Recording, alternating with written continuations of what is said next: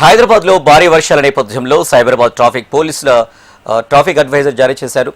మధ్యాహ్నం 2:30 గంటల నుంచి దశల వారీగా ఎర్లీ లాగౌట్ ఇవ్వాలని కంపెనీలకు విజ్ఞప్తి చేశారు. ఒక్కసారిగా ఉద్యోగులు రోడ్లపైకి రాకుండా విడతల వారీగా కార్యాలయాల నుంచి పంపించాలని సూచించారు. ట్రాఫిక్ రద్దీ తగ్గించి అత్యవసర సేవలకు అంతరాయం లేకుండా సహకరించాలని ఐటీ కంపెనీలను కోరారు. ఉద్యోగుల భద్రత, రోడ్లపై ఒత్తిడి తగ్గించడమే లక్ష్యమని ట్రాఫిక్ పోలీసులు వెల్లడించారు. ఎర్లీ లాగౌట్ సమయాలను సంస్థలు ట్రాఫిక్ పోలీసులకు తెలియజేయాలని సూచించారు.